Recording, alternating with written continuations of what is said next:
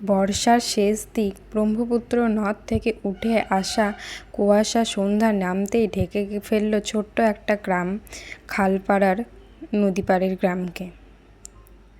গ্রামের এক কোণে ছিল একটা পুরনো ভাঙাচোরা বাড়ি। সবাই তাকে ডাকত নদীপাড়ের ভূতের বাড়ি বলে। বাড়িটার মালিক ছিলেন হরিদাস বর্মন। বহু বছর আগে এক ঝড়ের রাত্রে তিনি হঠাৎ নিখোঁজ হয়ে যান। তারপর থেকে নাকি মাঝরাতে বাড়ির জানালায় আলো জ্বলে ওঠে।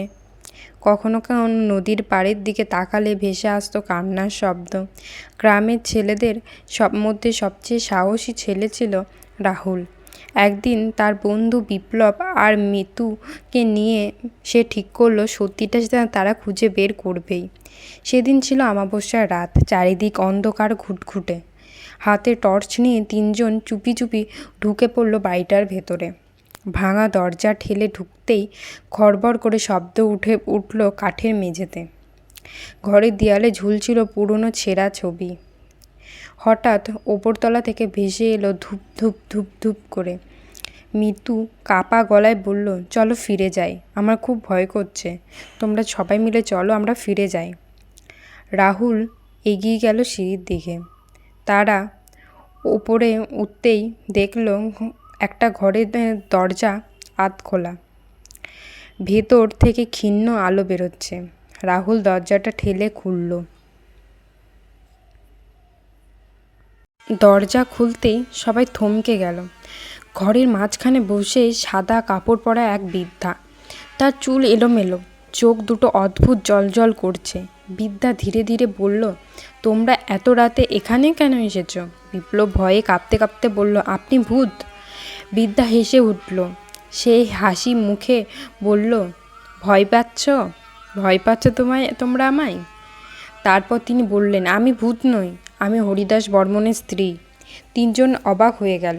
বৃদ্ধা জানালেন, বহু বছর আগে গ্রামের কিছু লোক হরিদাসের গুপ্তধনের লোভে তাকে হত্যা করেছিল। তারপর সবাইকে ভয় দেখিয়ে এই বাড়ির দখল নিতে চেয়েছিল। ভূতের গুজব ছড়ানো হয়। তিনি এতদিন লুকিয়েছিলেন সত্য প্রকাশের অপেক্ষায়।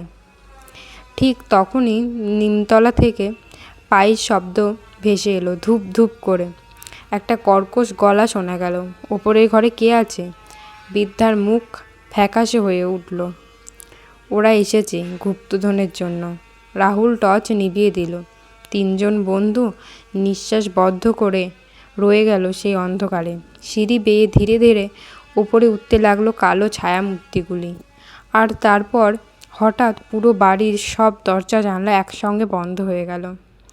নদীর দিকে ভেসে এলো ভয়ঙ্কর এক চিৎকার। সেই রাতের পর থেকে রাহুলকে আর কোথাও দেখা যায়নি।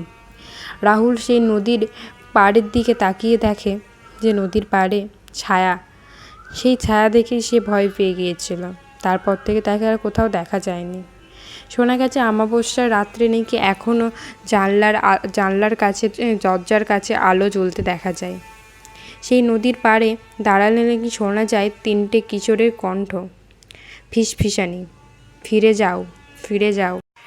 রাহুলকে পরে জিজ্ঞাসা করলে সে সেই রাত্রে ঘটনার বিবরণ দিতে গিয়ে বলেছিল যে সেই ছায়াগুলো, যার হদিশ কখনোই পাওয়া যায়নি, সেই ছায়াগুলো নাকি তাদের দিকে এগিয়ে এসেছিল। অনেকটা এগিয়ে আসলে দেখতে পাই তারা যে তাদের একটা মানুষ দাঁড়িয়ে আছে, বৃদ্ধ মানুষ, সে যার পা মাটি থেকে অনেকটা উপরে। ভয়ে তারা আঁতকে উঠেছিল। এতটাই বৃদ্ধ যেন মনে হচ্ছে ধাক্কা দিলেই পড়ে যাবে, এতটাই বৃদ্ধ অবস্থায়। সে বলেছিল, আমাকে মেরেছিস, আমার বাচ্চা কাচ্চাগুলোকেও ছাড়লি না, আমার ছোট নাতি নাতনিকেও তোরা ছাড়লি না। তোদের এত লোভ, আমার নাতি নাতনিগুলোকেও ছাড়লি না। ওইটুকুনি বাচ্চা মানুষগুলোকেও মেরে ফেললি তোরা, ওইটুকুনি বাচ্চা মানুষগুলোকেও তোরা ছাড়লি না। এই কথা বলেছিল সেদিন বৃদ্ধ। বৃদ্ধর কথা শুনে সবাই ভয় পেয়ে গেছিল। কার কথা বলছে, কিসের কথা বলছে, রাহুল কিছুতেই কোনোটাই বুঝতে পারছে না। হঠাৎ রাহুল বলে উঠল, বাচ্চা? কোথাকার বাচ্চা? কোন বাচ্চা? বাচ্চা কোথায় পেলেন আপনি? আমরা তো কোনোদিন বাচ্চার কথা শুনিনি। রাহুল তখন এই কথাটাই বলেছিল, তার মুখ থেকে শুধু এই কথাটাই বেরিয়েছিল। বৃদ্ধকে দেখতে এতটাই ভয়ানক, এতটা ভয়াবহ লাগছে যে কিছু বলার উপায় নেই। যেন বৃদ্ধটা এতটাই কষ্টে আছে যে তাকে কিছু বলাই যাবে না। ভূত দেখে বোঝা যায় না, কিন্তু তারা ভূত দেখে বিশ্বাসও করতো না রাহুল। কিন্তু সে চোখের সামনে দেখতে পাচ্ছে একটা বৃদ্ধ মানুষ, যার পা মাটি থেকে অনেকটা উপরে, গোটা শরীরে চামড়া কুঁচকে গেছে, যেন বয়স 100 পার করে গেছে। দেখতে এতটাই ভয়ঙ্কর লাগছে যে বলা নয়। বৃদ্ধকে মনে হচ্ছে যেন এক্ষুনি ছুঁয়ে দিলেই যেন বৃদ্ধটা নিচে পড়ে যাবে গলে, এতটাই চামড়া তার ঝুলে গেছে। সেই অবস্থায় সে বৃদ্ধ এই কথাটি বলেছিল, এবং বৃদ্ধ তারপর আবার বলতে লাগলো, আমার মৃত্যুর পর আমার নাতি নাতনি যার বয়স 1-1.5 বছর ছিল, তাদেরকেও মেরে ফেলা হয়েছিল। তাদেরকেও ওরা ছাড়েনি শুধু গুপ্তধনের জন্য, শুধু কিছু টাকার জন্য তাদেরকেও তারা ছাড়েনি তাদেরকে তারা। তোদেরকে আমরা গুপ্তধন কোনো দিনই পেতে দেবো না, কোনো দিনই গুপ্তধন পেতে দেবো না। কী ভেবেছিস এই জমিদারির সমস্ত গয়নাগাটি, সমস্ত টাকা পয়সা তোরা নিয়ে পালাবি? তোরা এই ভেবেছিলিস তোরা এই করবি? করবো না, কোনো দিন করবো না, রাহুল বলে উঠল। আমি সেই জন্য আসিনি, আমি সত্যটা জানতে এসেছিলাম, আমি সেই জন্য আসিনি, রাহুল চিৎকার করে বলতে থাকলো। কিন্তু রাহুলের কথা কেউ শুনল না। সেই বৃদ্ধ লোকটি বলে উঠল, আমার নাতনিদেরকে তোরা মেরেছিস, আমি তোদের কাউকে ছাড়বো না, গোটা গ্রামকে আমি শেষ করে দেবো। আমার নাতনিদেরকে তোরা মেরে ফেলেছিস, আমি গোটা গ্রামকে শেষ করে দেবো, সবার ঘাড় মুটকে খাবো, সবাই রক্ত চুষে খাবো, আমি কাউকে আমি ছাড়বো না, কাউকে না। এই বলে চিৎকার করতে লাগলো। এই আওয়াজ যেন গোটা ঘরের চারিদিকে ছড়িয়ে গেল, যেন আওয়াজগুলো বারবার তার কানে আসছে এবং বারবার তার কাছে বেজে উঠছে, এবং সে ভয়ে অজ্ঞান হয়ে গেল।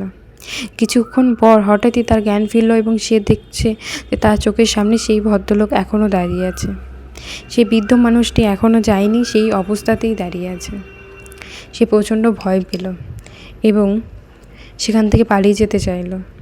কিন্তু বৃদ্ধ লোকটি বলল, আমি তোকে ছেড়ে দিচ্ছি, তো গ্রামের মানুষদের বলগা, তারা যেন এখানে পা না দেয়, তোকে ছেড়ে দিচ্ছি, কিন্তু আর কেউ এলে আমি কিন্তু ছাড়বো না, সবাইকে জ্যান্ত চিবিয়ে খাবো, সবার রক্ত চুষে খাবো। আমি আমার নাতনিদেরকে যেভাবে মেরে ফেলেছে আমি ওদেরকেও সেইভাবেই মেরে ফেলবো, শেষ করে দেবো, আমি শেষ করে দেবো। ফিরে যা তুই, ফিরে যা, ফিরে যা তুই, ফিরে যা। গল্পটি এই পর্যন্তই। এটি সম্পূর্ণ কাল্পনিক এবং এটি সম্পূর্ণ মিথ্যা গল্প। যদি কখনো কোনো কিছুর সাথে মিলে যায়, কোনো সত্য ঘটনার সাথে, তাহলে সেটা সম্পূর্ণ কাকতালীয়। আপনারা আমার পাশে থাকবেন, আমার সাথে থাকবেন, এটাই কাম্য।